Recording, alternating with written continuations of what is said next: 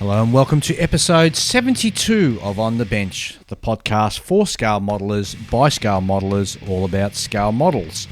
And this week's episode is being brought to you through the generous support of Cody West, Kevin Judd and Gavin Lee. If you'd like to be like these fine gentlemen, you can do so by going to www.patreon.com/onthebench and pledge any amount from $1 upwards. Your contributions help with the hosting and production costs of the show and are greatly appreciated. The Scale Modelers Supply Lacquer Paints are a new and exciting range of paints specifically designed for the scale modeler. SMS paints have been formulated for airbrush use on a variety of scale model mediums, such as plastics, resins, and even metal. Being designed for airbrush use, all the guesswork with thinning ratios has been completely eliminated. All you need to do is give the sturdy glass bottle a good shake and then simply pour and spray. And of course, being an acrylic lacquer, they are tough. Much tougher than water-based paints and are very fast drying, giving you more time at the bench.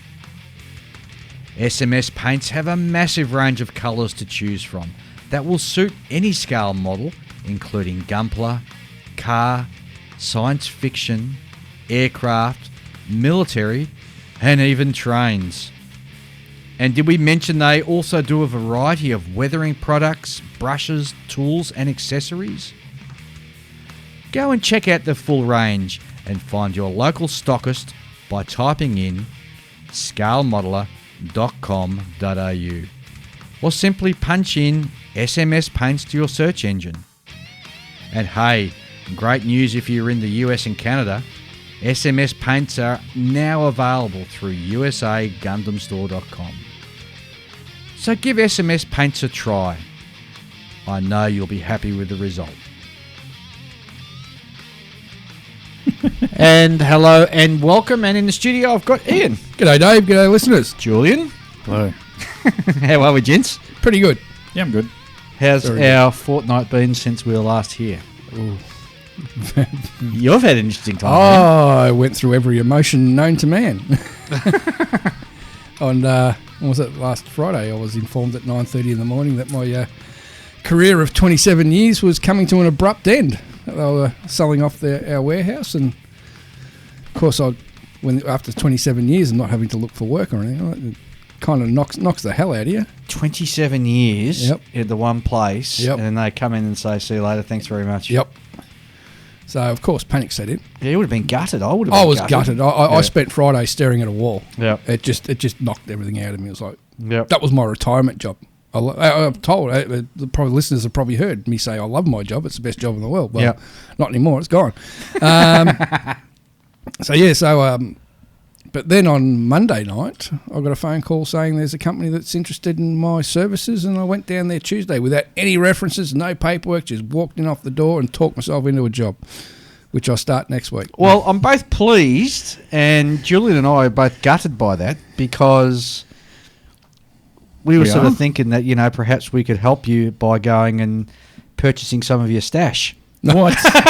Maybe you were thinking that, but I wasn't. Not now, mate. Not now. Maybe not Julian. I certainly was. I was thinking, I've got to help a mate out. I'll go and buy some of his stash. I did mention that to you, didn't I? You Like, did, have you thought about selling off some of those recent purchases? No. Not that I wanted any of them necessarily, no. right? If I sell off anything, it'll be probably my European conflict stuff. So are you still off, sort of, bored of the European conflict?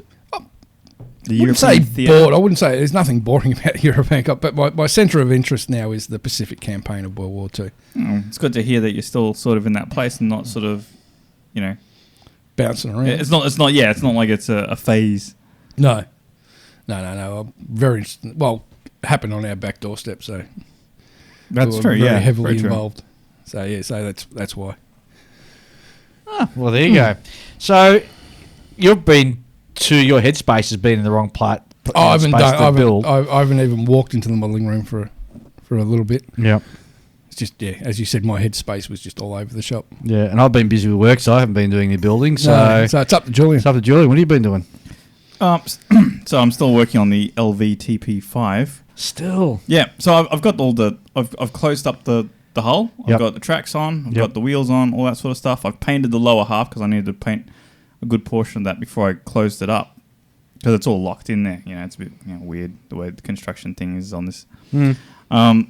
So it's half painted. It's sort of painted up to its waistline. But with the front door still not closed because I can't close the big ramp at the front without installing one of the figures. And I had the ramp at the back, didn't they? No, front. Back was the engine, wasn't it? Yes. Well, hang on. It's a landing craft, right? I thought the ramp... I'm thinking of the newer one with the ramp at the back. Oh, you're thinking more yeah. of like infantry fighting vehicles. Yeah. No. This thing is just a floaty transport thing. Yep. It's an enclosed landing barge Yeah. with tracks. Yep. Yeah, that's basically it. Yeah. So sorry I interrupted you. Yeah, that's all right. Yeah, so I can't close the front door, so to speak. front door. Yeah, Front door. well, it's a big door. I can't close it because I've got to put a figure inside, and I have to. It's Whoa, just back the horses up there. What do you mean you have to put a figure inside? well, there's 2 figures for it. Oh, you're not going to do figures, are you? Yeah. Yeah. Armour kits need figures. No, they Didn't you know don't. that too? No. Well, they don't need figures, but I In my book, am they don't. endeavouring to paint figures for all of my armor kits from now on. Okay. Right. I And just think armour kits look better with at least one figure with them. Yeah, I agree. And there's some good figures out there nowadays. You know, yeah. like I wouldn't buy, bad figures, like the, 30-year-old, figure kits from, say, Masterbox or Dragon or something like that or something Or the really early Valendon stuff. yeah. Like I like the new Tamiya. Some of that early Valendon stuff, like these guys had hands the size of bloody dinner plates. They were huge. Yeah. Just the scale of everything was just out. Well, I mean, like, because we're doing sort of Vietnam for our club displays. Yeah. It's very hard to find figures that for the Vietnamese side of things, because a lot of them are sort of like they've sculpted the face to look somewhat Asian. Yeah. But the proportions of It's the Western. yeah, very Western. Yeah. They're very sort of heavily built Yeah. looking guys. They're not really sort of those slim build rice farmers, so Yep. to speak. Yep. Not to say that they were all rice farmers, but you know what I mean. I do know what you mean, They yes. are different people with a different kind of build, and it should be The reflected in Vietnamese the had a figures. small stature. Slim stature. Yeah, and slim, yeah. What about the MAME figures? Yeah, that's primarily the problem, I think. With the MAME ones? Yeah. Right. So I think, like, if you really want sort of Asian figures, Go 72 scale. I can't remember the like, I'm going to get this wrong, but I think that there's a Chinese company called, I think, Yuan Fan or something like that, and they do a lot of resin figures for Chinese stuff, not so much Vietnamese, but they're better Asian figures. Yes. Right? And to some degree, they were somewhat involved in Vietnam, maybe, in some parts, but not any parts that you would actually use figures for. So, I don't know. I mean, like, I'm not sure if you could use them for a Vietnam conflict diorama of some sort. Yeah. Yeah. I agree. Yeah. So I've got the thing, it's half painted, and I've got to insert these figures, and like one of the figures is completely below with only his head sticking out, and the other one is torso above with his arms sort of outside the vehicle. So that's I haven't even got like the figures like the casting blocks cut off of the arms and legs and things like that yet. So I don't know what the deal is. I'll deal with that soon enough. I'll probably just paint and do the whole finished construction and painting on the major parts of the vehicle before I worry about putting the door on. I'll figure that later. But I have got all the sandbags on, and I did need to like get out some of the putty to sort of fill some gaps underneath all that resin. Have you painted the sandbags yet? What colour did you end up going in with in the end? Well, I haven't painted that yet. I've only painted up to halfway. So I've got my idea was to close it all up first, because there's lots of little things that need to go on the top after the resin goes on. Yep. I've got lots of little, sort of like railings and grab handles and Aerials. Yeah, there's some aerials. There's some sort of, what do you call them, handle type things, because there's like a 4-piece door across the top of it for where they would say, use a crane to drop cargo stuff into it. Oh, yeah, yeah. So there's those doors, and they've got It'd also be handy if they had a mortar built in there. Yeah, potentially. Right up through the top. Yeah. So there's those, and they've got these great big handles, and I bought some super glue, and I don't know where I've put it, and I've run out of my old super glue, so I need to find that before I can glue these handles on, because they actually sit not all the way down. They sit up. Yeah. Yeah. What sort of super glue do you normally use? Oh, just the stuff from Woolworths. Oh, really? You just go to the supermarket and get that super glue? Yeah. It's 2 to a packet. Good old Loctite 406. Yeah, good old Loctite. I like super glue in small packets, the small tubes, because good chances are it's going to dry out before I can use the entire tube. So I'd much rather be in small containers. That's why you always put super glue in the refrigerator. I don't need to do that. I just need to buy smaller ones. Because I'm actually thinking about getting a little refrigerator for me paints. Wow, so luxurious. Yeah. Oh, stops them drying out as quick. Do they dry out for you? Paints do. Oh, after a while, because I've got some paints there. Because I've got the whole gun selection. So and there's some colours there I might use maybe once every 5 or 6 years, and you go to open up and it's like, there's just like a little film at the bottom, and that's it. Everything else has evaporated and disappeared. Did you ever try to reconstitute it with the thinner? Yeah, but by that stage, it's after a few years' time, and it's like a brick. So I just buy another one. Well, I haven't done much because, I've still been working. So it's funny though, as we're sitting here recording this tonight, it's been pouring with rain today. Which this afternoon, it started probably about 5-ish this afternoon, after about 34 degrees. Yeah, it's a good 30 to 40 millimetres, and as high as 50 millimetres. So they've been coming down. Yeah, it was pretty sketchy driving here because my tyres are getting close to the wear indicators. Oh. So it's slip, sliding away. Oh, just as I was getting to the turn off the freeway, I could feel the rear end buckling, just constant speed in a straight line. I was like, oh, this is sketchy as... Yeah, you got to watch it starts fishtailing, and you're in all sorts of bother in this weather. Buy some new tyres, Julian. Yeah, no, I do need to, yeah. But yes. Let's get into listener mail, shall we? Yeah. We haven't got too much this fortnight, so if you want to get in contact with us, you can send an email to onthebench64@gmail.com, and more than happy to read out and talk about any questions, comments, critiques that you might have. Aidan writes in again. He says, thanks for your comments regarding on bending PE parts we spoke about last episode. I found them most useful. I'll have to get stuck in and give it a go. While I'm here, I'll ask if any of you have used the new SMS ceramic scrapers yet. I wouldn't be without mine now, and I think it's a great tool. Best regards, Aidan. Don't have one yet. No. But I'm intrigued now. Well, what it is, instead of a normal blade, it's got like a ceramic blade there, and you use that just to scrape along the edge of a seam line, and it gets rid of your whole seam line. And it's supposed to be quite good. And of course, SMS, who's one of our sponsors, they it's going to be good quality. Sell it, and it's going to be good quality. I'll have to get hold of one of them and try that. I think definitely. So I did recall seeing a demonstration video for them a little while ago. I didn't know they'd actually made it to become a proper product yet. I think he was just sort of testing them out. Yep. Oh, it sounds like a great idea. Yeah. No, thanks, Aidan. Definitely a new one. Certainly a new concept to me. I mean, I haven't. It's like those ultrasonic knives. Yeah, on ultrasonic knives. Seen them?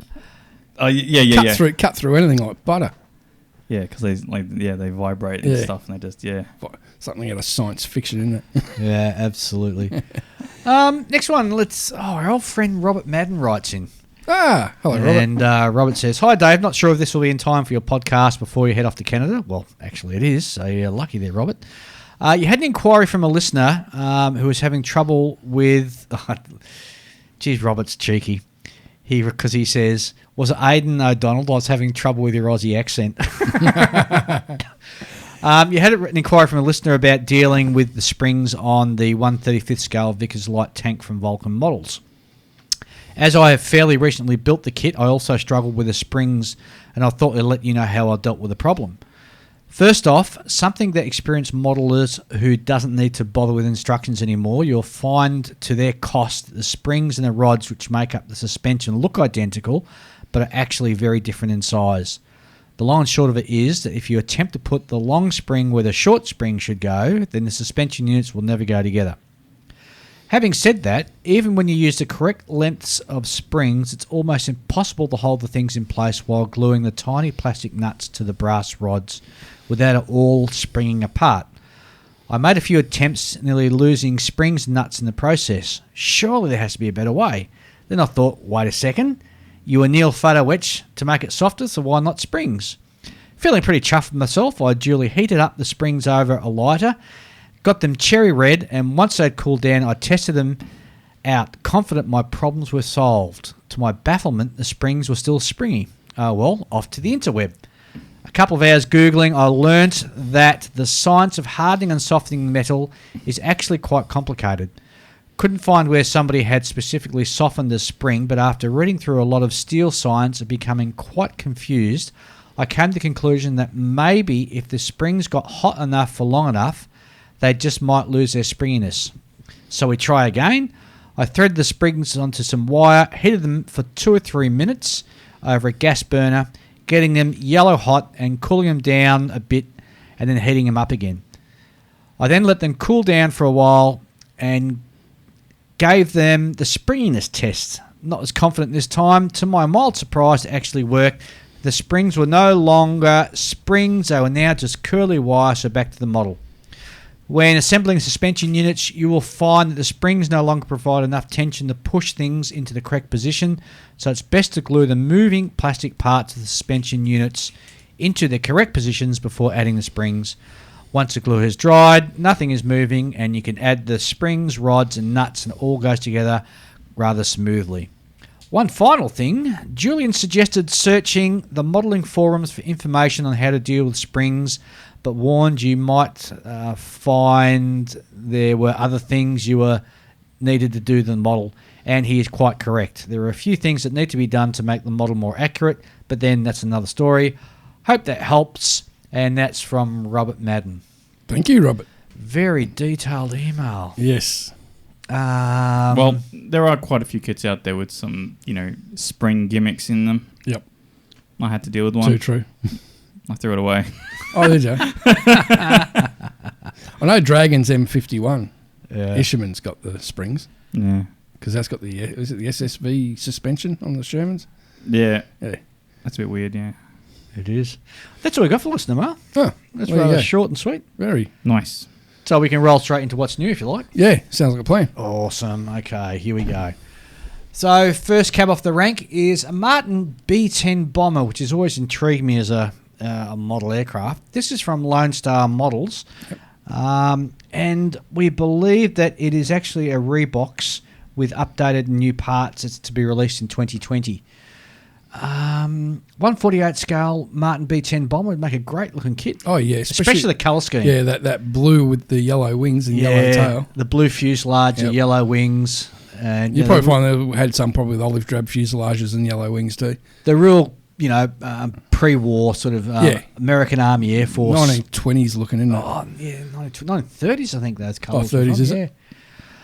This is a all resin kit. All resin kit. Yeah. So it's certainly not for those who haven't had experience in doing resin kits. Yeah. I've dealt with Lone Star, that's owned by a gentleman by the name of Mike West in America, and years ago I bought he did an interior set for the Nichimo 48 scale KI 45. Oh, okay.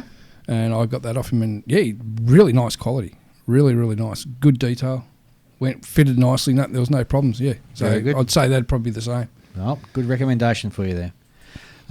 Next one we have is from Revell. It's a Kenworth W900 truck with sleeper cab. That's a beast, isn't it? It is. This is in 1/25th scale. It's a full kit. Also a rebox. There's some just changed decals. So obviously this was produced earlier on, and they're just pumping it out again with the new decals on the side. No further information on that, but perhaps pop over and have a look at what Revell have to say on their website if you're really interested in it. Next one's a particularly interesting one. In 1/48th scale, it's a Fletcher FD-25 Defender. Oh no, it's Unicraft. Ooh, This aircraft. I've heard so many stories from Unicraft. Well, first of all, we'll talk a bit about the actual what it's modelling. It's modelling a light ground attack aircraft that was developed in the United States in the early 1950s. I've since seen it used as an agricultural plane. It does look like an agricultural plane for when you look at spraying crops and stuff like that. Don't know whether it's got enough grunt to sort of be a tower for gliders, civilian gliders. But anyway, so it's in 1/48 scale. Release date is 2020. They're saying it's a new tool. And Ian, you've not had much luck with Unicraft in the past? I've never built a Unicraft, but I've heard, I don't know, look, maybe they're really up their ante, but I do know around here in the earlier years they were known as Unicraft. Ah, okay. I've heard the same sort of thing. Yeah, it's like Merlin models, those really early kits that they look like they're made, and Caro As where they're made out of Bakelite. Yeah, Oh, geez. scary stuff from the 80s. And finally, the only other new kit announcement we got is a Stout, beg your pardon, the Skycar 2. Now that would be awesome in 48 scale. It's a little bubble with 4 wheels, a wing, and a twin boom. Unfortunately, it's in 1/72nd That's what I scale. said. If it was in 48 scale, I'd be looking at one. It looks like one of Really? these. Yeah, it looks like one of those cars. Normal. Yeah, it's a car that you can chuck wings and a propeller on. It looks like something that a guy built in his garage, and he thought, I'll have a crack at this and see how we go. Yeah, and he's gone to the news and gone, look, I've built the world's first flying car. Yeah, yes, absolutely. Yes. Um, My name is George Jetson. So that's all I've got for new kits and stuff. Have you guys got anything new? No, No, not exactly. Yeah, that came in for me was some bits from my Spitfire and Hellcat. Lovely. So my Spitfire, I got a set of Barracuda cast wheels with the tread pattern, a new seat, the Bakelite seats, some placards from Edward for the cockpit, and some ultracast exhausts. For the Hellcat, I scored a set of wheels, so I don't have to use the horrible Airfix wheels on it. I've got a set of nice wheels for that. What kind Resin- of wheels did it come with? Just plastic? Plastic. But they're multiple, you've got to glue them together, and these are just nice resin wheels. And they even come with little resin lines that go from the actual brake drum out, so you can hook it up to... Nice. Set of master barrels for it. And they're really nice barrels, the master barrels. And the Edward photo etch set for the wheel wells. Cool.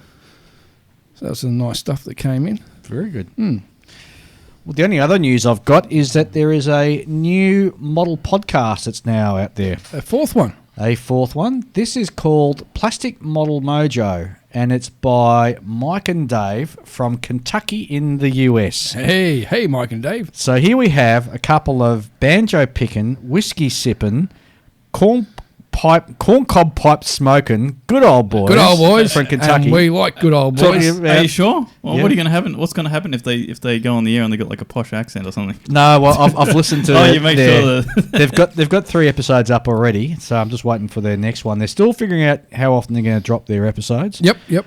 But I've just got this mental picture of them both sitting on, and it's really cool because they talk about their modelling fluid. So they have a quick 5-minute discussion about what whiskey they're sipping before they that's actually pretty cool. start the show. I've got this mental image of these two guys sitting on the veranda or porch with a whiskey in their hand, in their sort of dungarees, rocking backwards and forwards on their rocking chair, talking about model building. Occasionally shooting a squirrel. Yeah, couple of great guys, so it's well worth a listen. So please drop over and have a listen to the guys, Martin and Dave, over at the Plastic Model Mojo.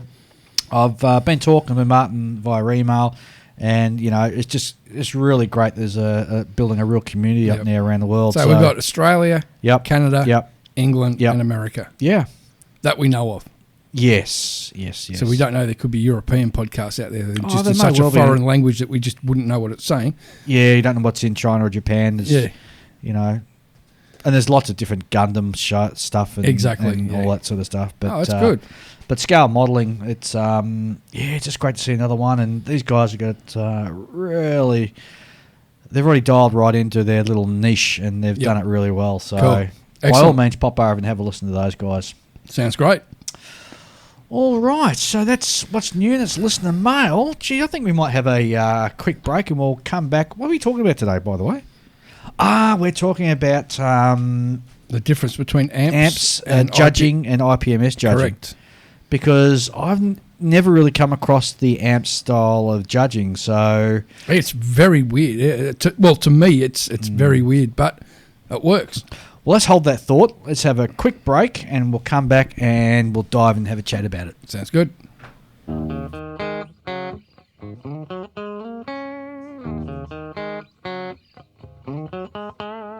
Fine Scale Modeller is proud to support On the Bench. Fine Scale Modeller is the world's most recognised and essential magazine and is available in all good newsagents and newsstands or wherever you purchase your magazines. Alternatively, go to their website www.finescale.com and subscribe to either the print edition or the digital edition, or why not both? Go now. Go to www.finescale.com.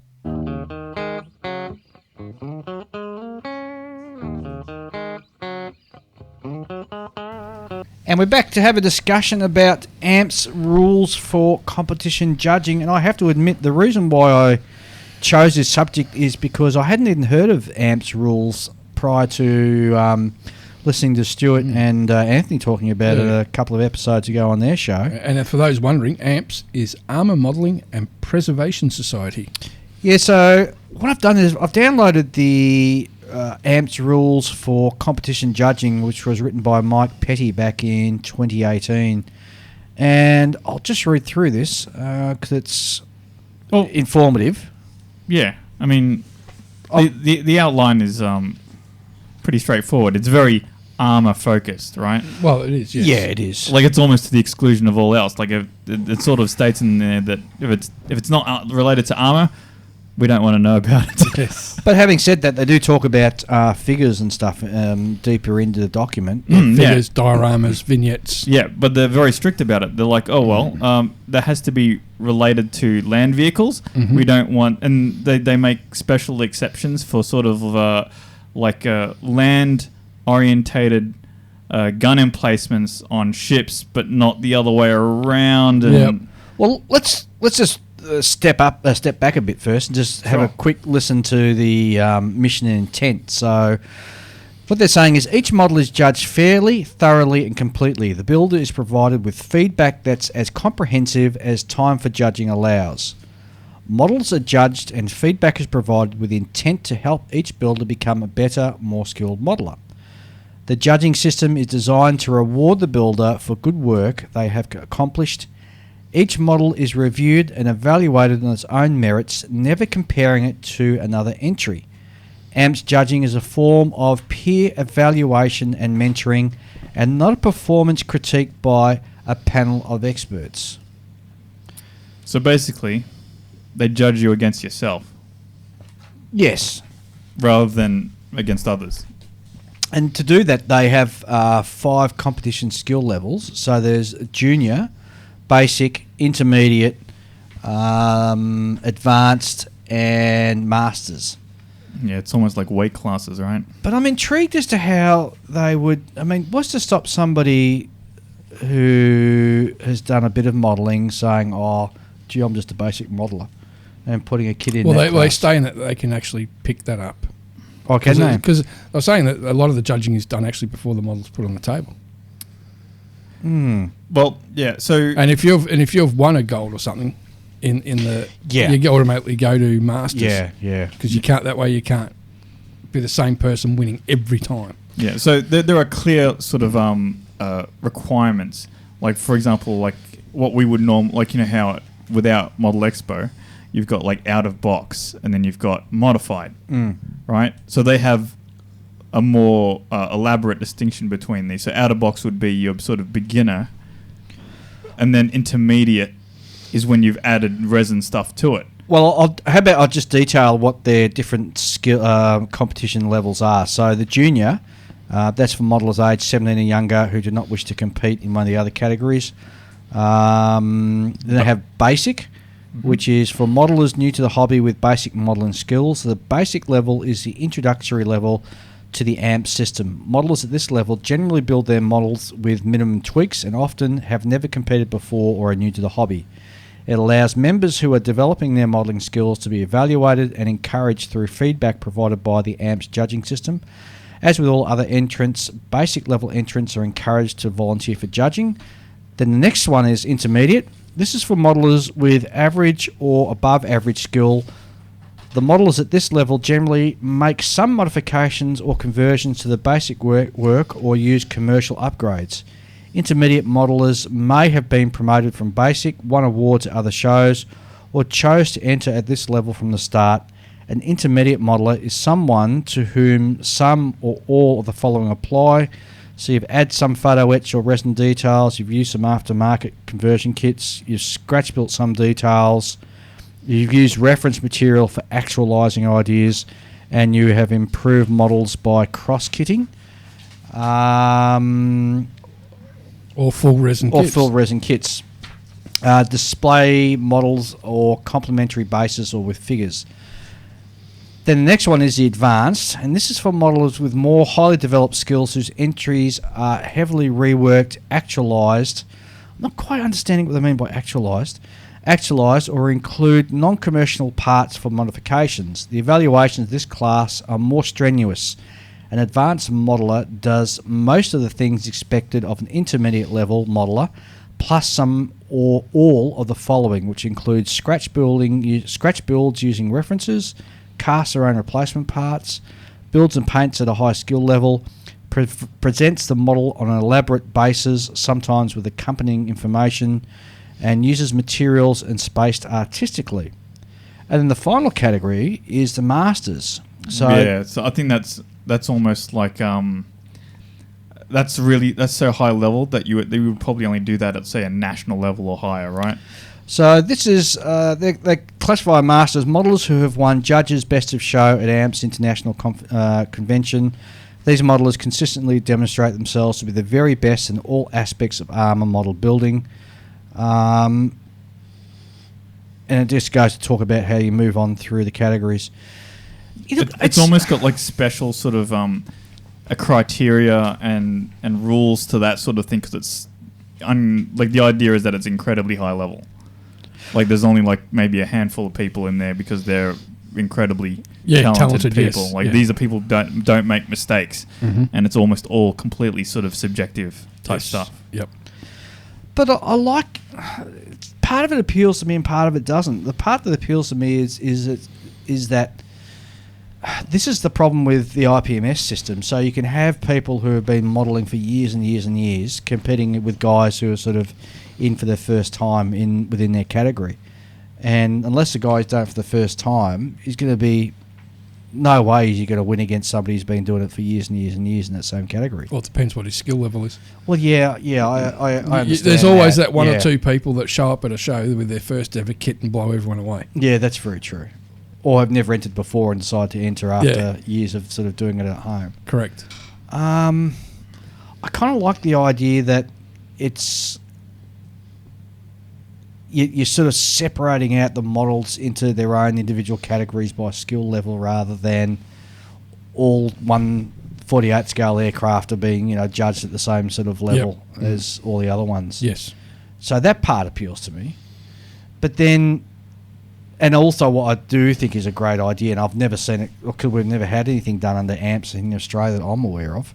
Not that I'm aware of. I do like the fact that you get feedback given, and I think that would really help settle a lot of discussions and arguments that we see at some of the shows that we go to. So the problem with feedback is it takes a long time. Yes, absolutely. So there's a few sort of things. This is just a sort of guide as to how AMPS is run. We have no idea how it's actually run because most of this stuff is done in Europe. Europe and I imagine the US, I believe. The way it's outlined, it needs a lot of people involved. Because they judge the models before they even go onto the tables, right? And they require runners as well. They need X number of judges. There's a lot of manpower And involved. there's judges just for a certain area. There's a head judge. There's so many people involved. Yeah, and I don't imagine. I'm not sure how you would adapt this to run with less people. So if any of our listeners know, I would be very interested. And your scrutineers and your chief judge would have to be at the top of their game. They'd have to be, Oh yeah, definitely. Particularly the scrutineers. When people come in and sort of, enter something into a particular category, geez, you'd have to be on top of their game, wouldn't they? Oh, They definitely really would. Definitely. It'd be interesting to go to a show and would love to hear from our listeners out there. It'd be really interesting to go to a show and just watch it at work, actually. Because Yes. we've all judged under IPMS. Correct. All three of us Yep. here. So we're very comfortable and fully understand that. Yeah, don't know.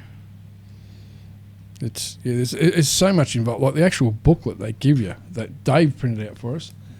That's a lot of pages we're looking at. I just went to the AMPS website, so just put 47 pages yes, for their rules. But then they go in and talk about individual categories, and then they talk about the judge, because there's, as I said, page 31, figure judging criteria, and they talk about the judging process. So for figure judging, the figure judging team is comprised of 3 judges. Figure judges gather at their designated judging competition area on Saturday for the International Convention. Judges should have scorecards and pen, and the team goes through the entire category together, discussing the overall merits of each entry in each figure category. And they actually talk about a philosophy with their judging.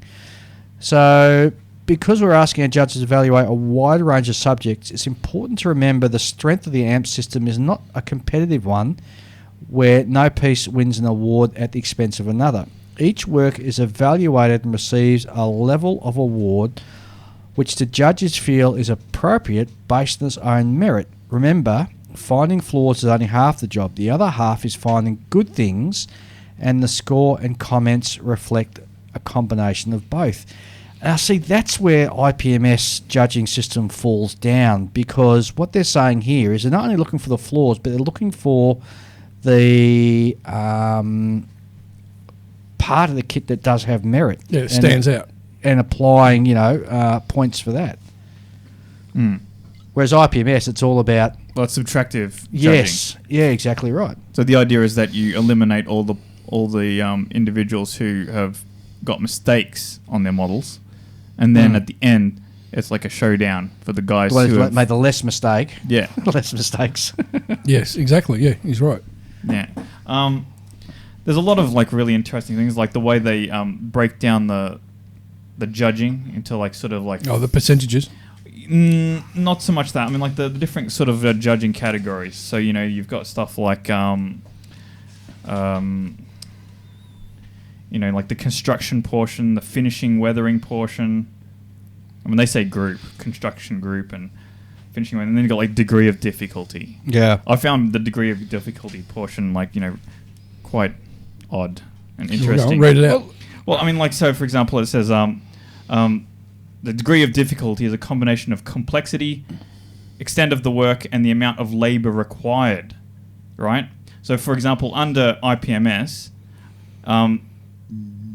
we would say if you're gonna enter in an IPMS competition, start with a good model that will result in less mistakes, right? Yes. Pick a Tamiya kit or some other really well-engineered kit and start from there, Build rather it than out of the box. trying to wrangle some really bad resin kit full of Swiss cheese holes and stuff like that.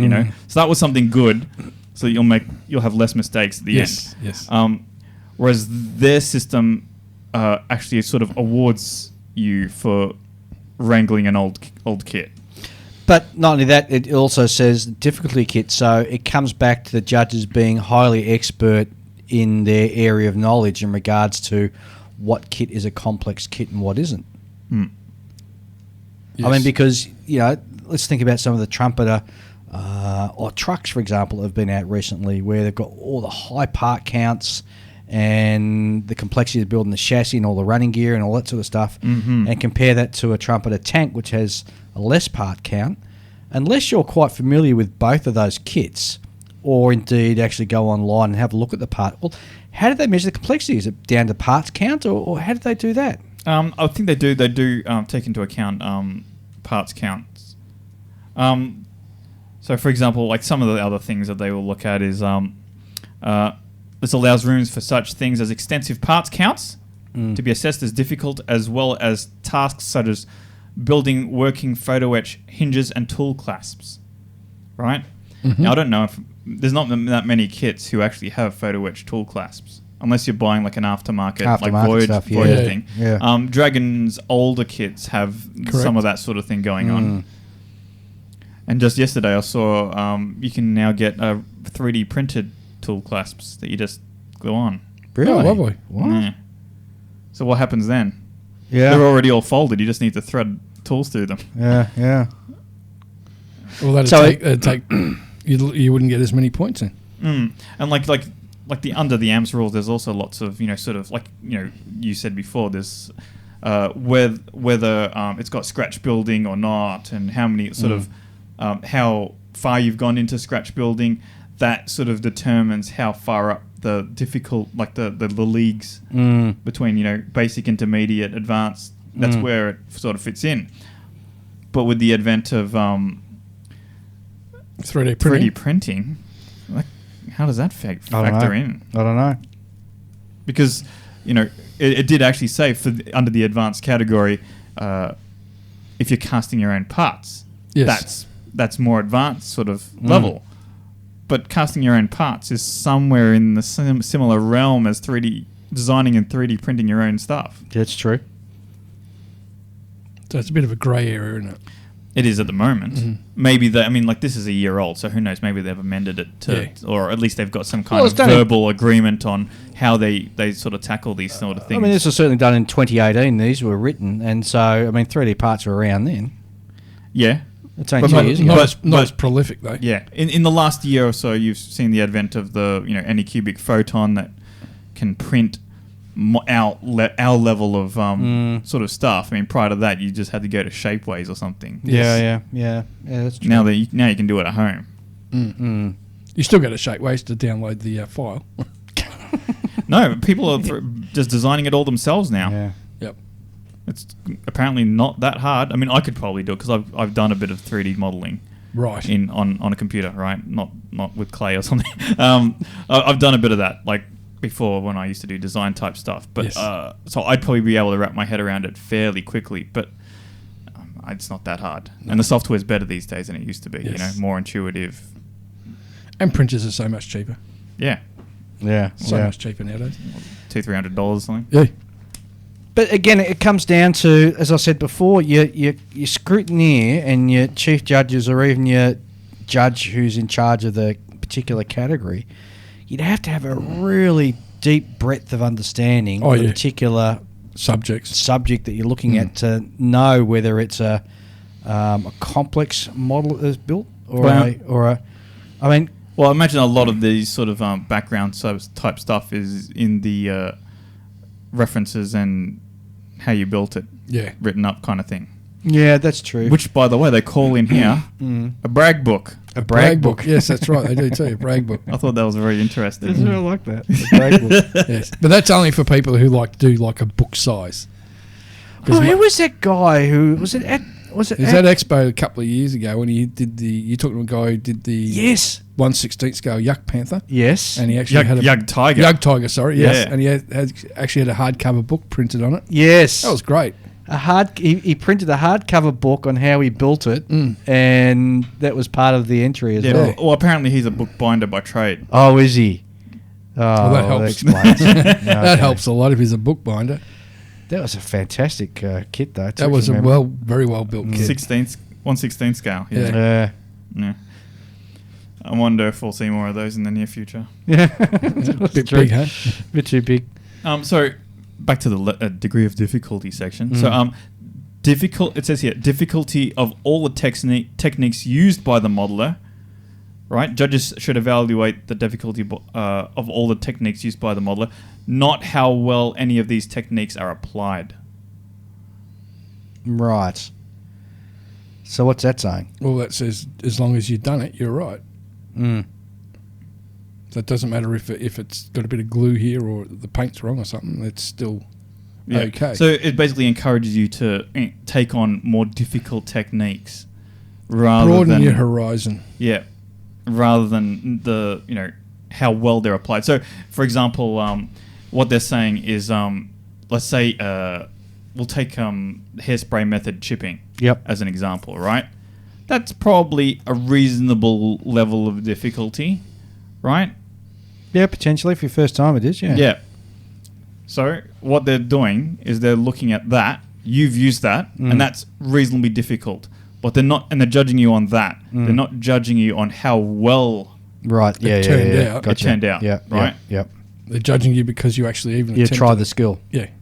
Yeah. Which in a way is good because new skills are always handy to use. Mm-hmm. But then, so let's say you're a try-hard competition guy, right? You would try to find the most obscure, nasty kit possible, and then use as many difficult techniques in your arsenal to turn this into a good-looking model. Yeah. But then doesn't that sort of then fit into what category you come in as, whether you come as a master or advanced? Well, a master's only if you previously won Best to Show. Yeah. So you find the masters category would be very, very small. Yeah.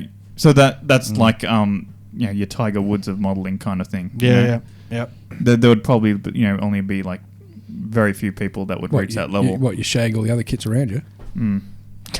Well,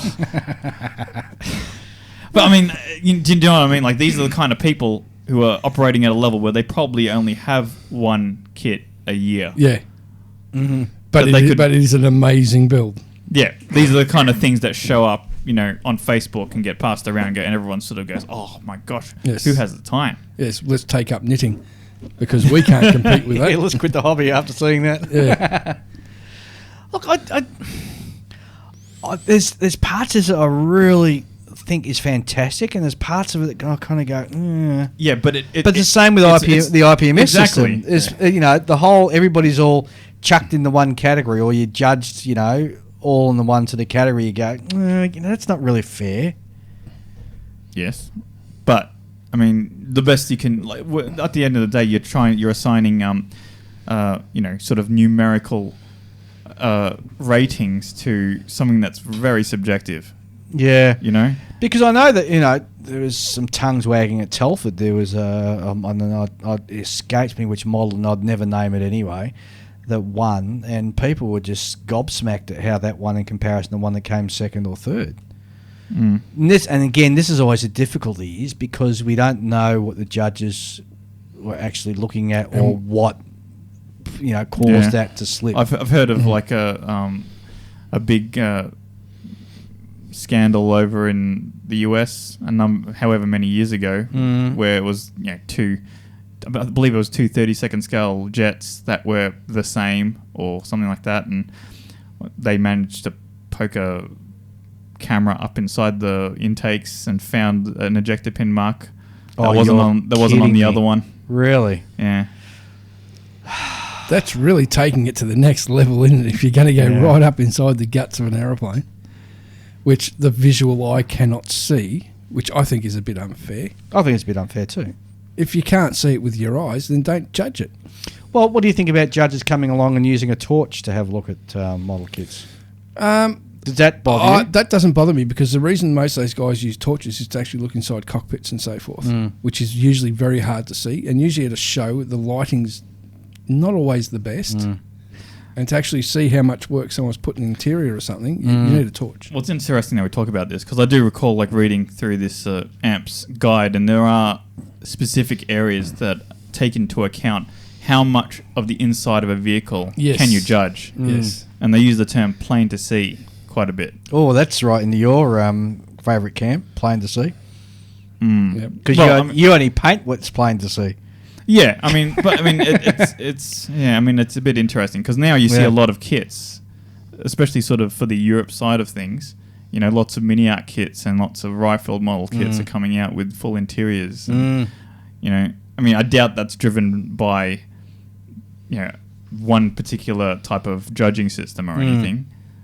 But I don't know, there must be some demand for it. So, where do we sit? Do we think there's perhaps... okay.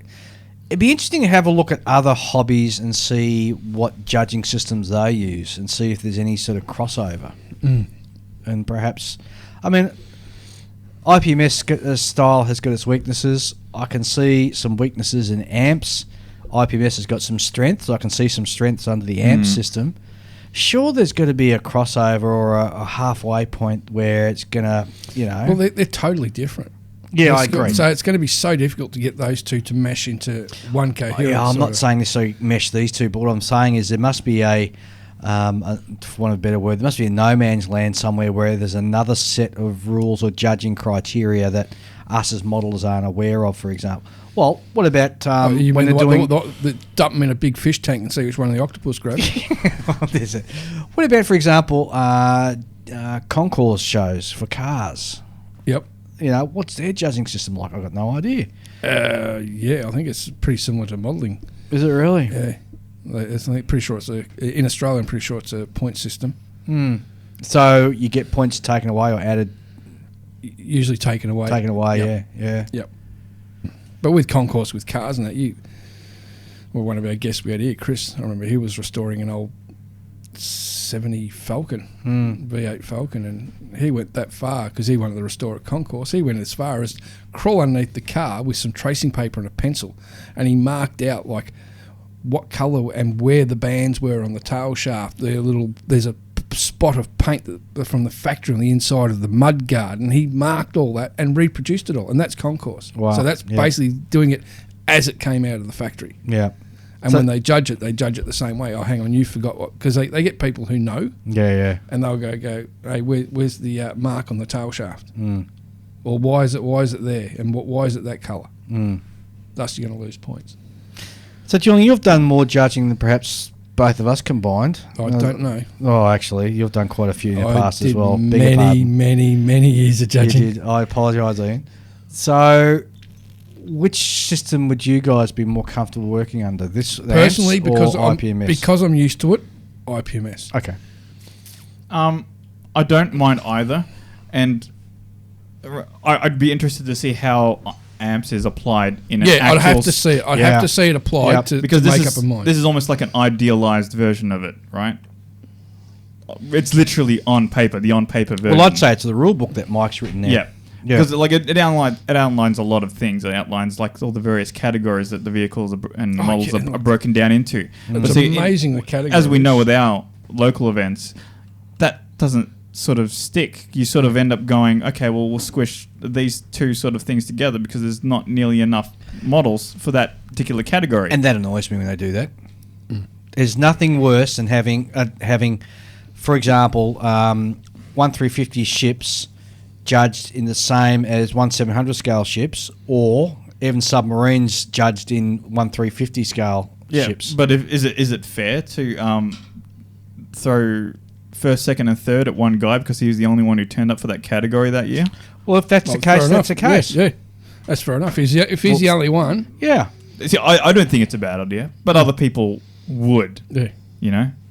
Well, the best I ever got was a first and a third in the same category. I mean, these are the kind of people who would say, well, does ex-Formula 1 driver really deserve the championship if the other guy who's better than him didn't turn up? Yeah.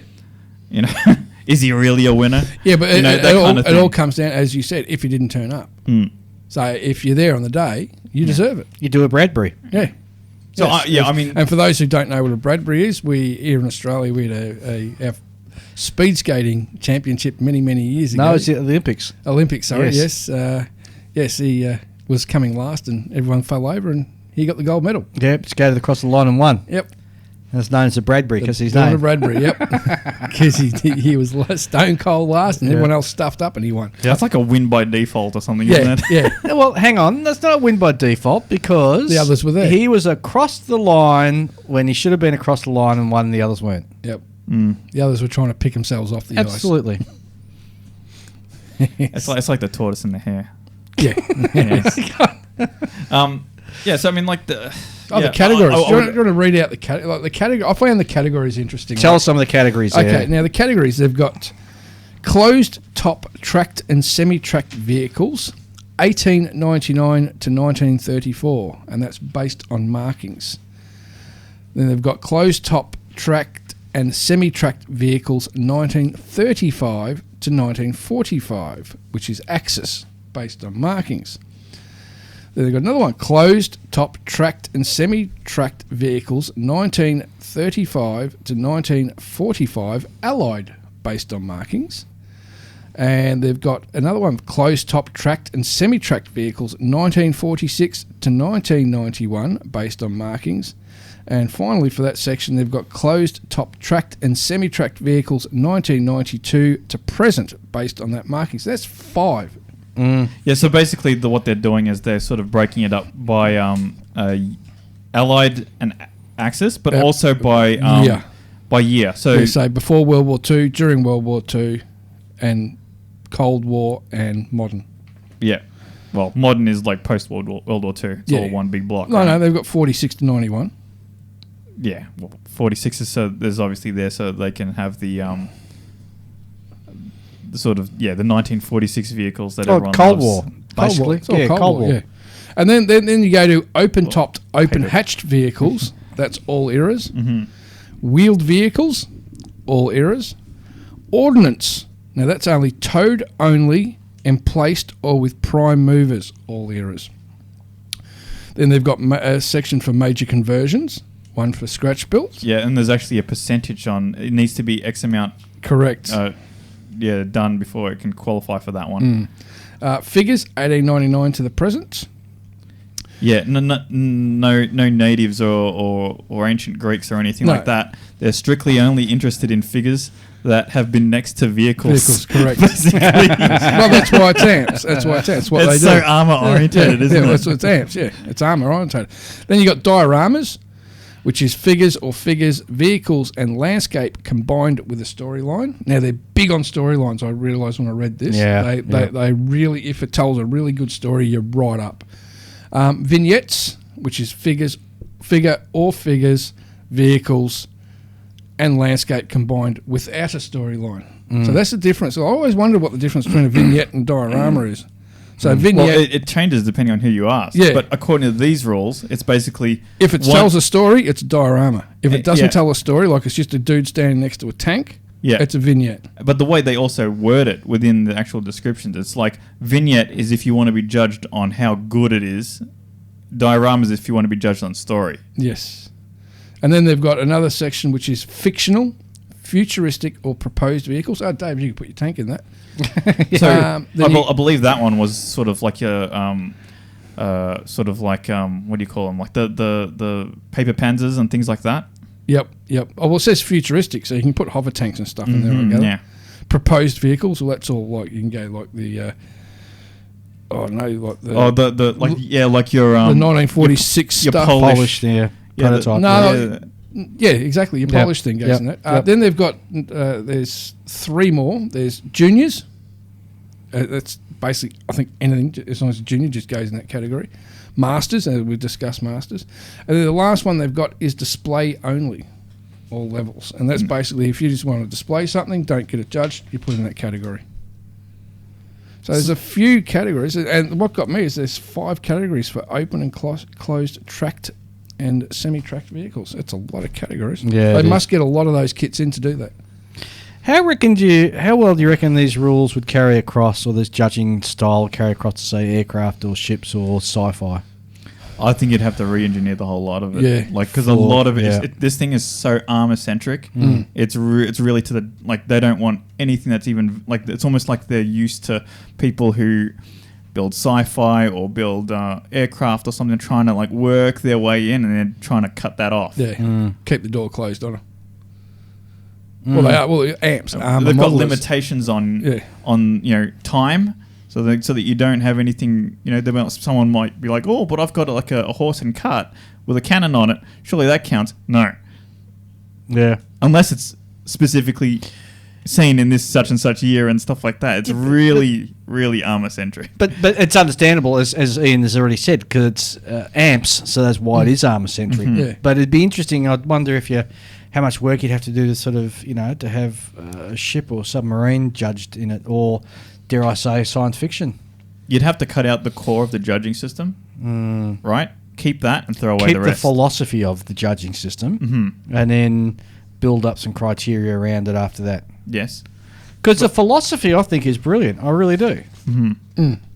I think it's hit the nail on the head. Yeah, no, I fully agree.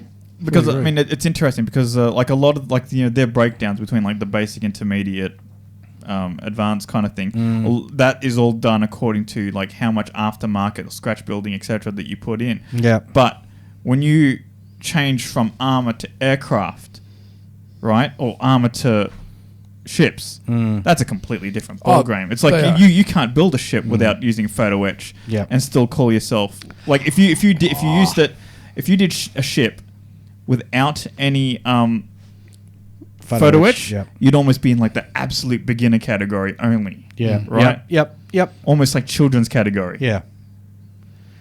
It's impossible to even think about placing first, second, or third, or even get a recommend or commendation without having photo etch now on your ships. You just can't do it. Yeah. You can't do it. But at the other end, where would you draw the line to turning a ship kit from the intermediate category up to the advanced?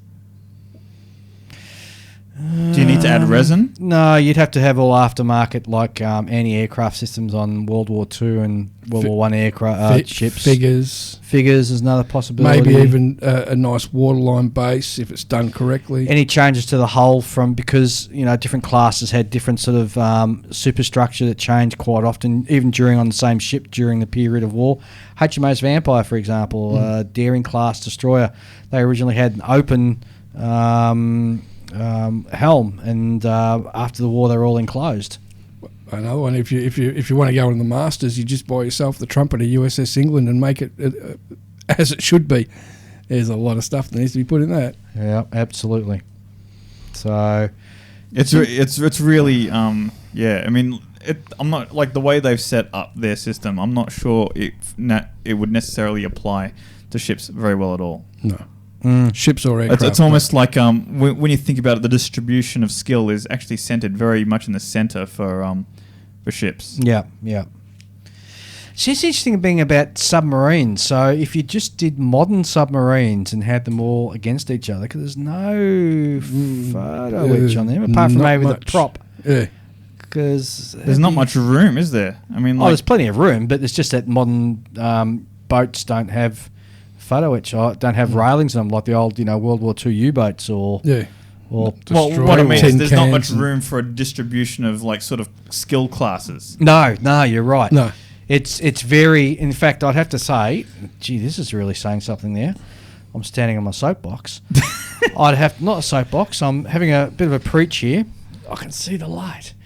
It's one of the most purest forms of model building would have to be submarines. Why is that? Because if you're using it to judge against other builders who build submarines, you've got no scope whatsoever for any additional stuff. So it's all purely out of the box. It's a very simplistic shape. So it's just down to how you've done the finishing and how you've done the painting. Yep. Really? Yeah. There's not much construction involved. No, there's not. But the shape of it, the construction is such that it's extremely unforgiving. Yes. And depending on how the manufacturer actually designs the hull for the submarine. So it either goes together left hull with the right hull, port and starboard together with a seam down the middle, or the other way around. I can smell smoke. Me too. I was just about to say I can smell smoke. Yeah, I reckon it must be from the bushfires. Yep. It's coming through your aircon, Dave. Either that or somebody's doing something outside. Here we are talking away and I'm going, I just hope the house is burning down. But then for the last few days we've done nothing but smell smoke for the last few days. True. So anyway.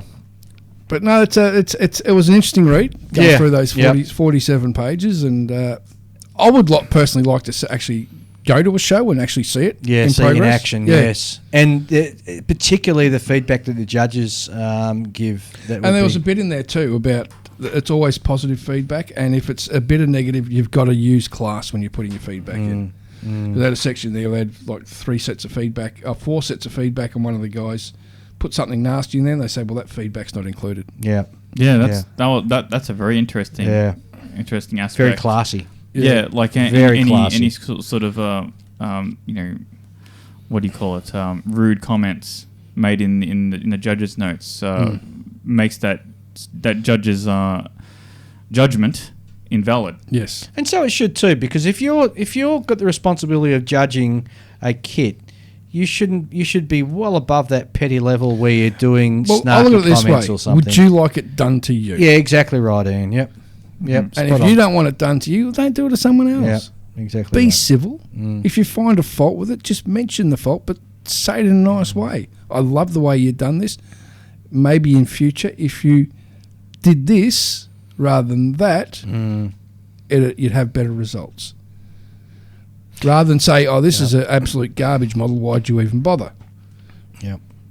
I'd particularly like to hear what some of our listeners have to say who have had their models judged under this system and also judged under IPMS, and which way they prefer it and as to why. Definitely. Yeah, particularly if they've had much experience, sort of with the system. Like they've seen like the good parts, and they can see the bad parts and how it applied to them. Yeah, we'd be definitely interested to hear that. Yeah. So drop us an email on the bench 64@gmail.com. Yep. Or just put in on the bench into Facebook, and by all means leave a comment there. Be very intrigued to hear what you guys get to say. Too true, mate. Too true. All right, I think we might wrap that up there then, gents. It's a bit of a short one for us this week or this fortnight, but that's okay. Not long for you before you're heading off. No, well, this episode we're pre-recording this episode, so it's actually going to land about a day before I fly out, and then we're pre-recording another one to do while I'm away. Yep.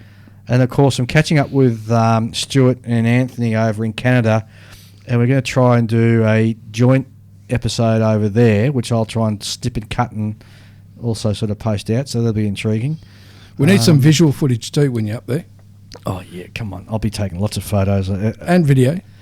Oh, yeah, okay. I'd see some video, like you guys all there. I might do a Facebook Live. Yeah.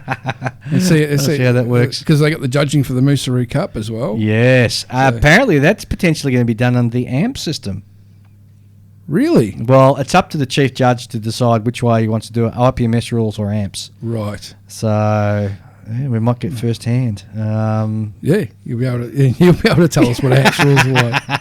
That's going to be because I handed the kit over to Dave today, so it's all in its little tube for its trip over. Yes, to, I've packaged it. I'm going to package it up. My little Gundam kit's going to Paris and all sorts of places. Gundam. Yeah. Yeah, actually, he's going to go to Paris first. Yeah, he's I hope I get hauled up in customs, what is it you have here? What is not a baguette? It'll be interesting because you'll be judging 2 models that aren't armour under AMPS rules. Yeah. Well, I won't be. It will be... It'll be someone. You mentioned who it was. Yeah. Mural. I've forgotten his first name. Jesus, Is it escapes me. Alan? Alan Mural. Thank you. Yes. Yes. Yeah. Good one, Julian. Love your work, Alan. Hint. All right, guys. I think we might call it quits. Sign-offs. Let's start with you, Julian. You want me to come back to you? No, you got one. No, I don't have one. Oh, damn. What did I give you? Because I sort of gave him a bit of an inhale there. Yeah, you did. Your chest all sort of puffed out. Then I thought, hello, he's got something. Yeah. No, there's nothing. All right. It's barren wasteland. Barren wasteland. Ian. Photo etch is your friend, guys. And that's it from me. And, of course, we'll be back in a fortnight. Thanks for listening. We'll be back soon. Bye. Bye-bye. Well, I hope you enjoyed that episode as much as we did. Of course, if you're still looking for some more modelling podcast goodness, don't forget to pop over and listen to our good friends Stuart and Anthony at the Scale Model Podcast, live from Canada. Of course, those guys produce their episode on our off week, so you're guaranteed to get at least one podcast every week. And, of course, with the new one that I mentioned earlier on in the show, the Plastic Model Mojo with Dave and Mike from Kentucky over in the US. They've got 3 great episodes out, and they've got a really great show to listen to as well. Of course, there is the chaps from the UK, the Scale Model Shed. They've got about 4 episodes out now, so drop past and have a listen to them. And thank you, one and all, for being with us, and we'll be back in a fortnight.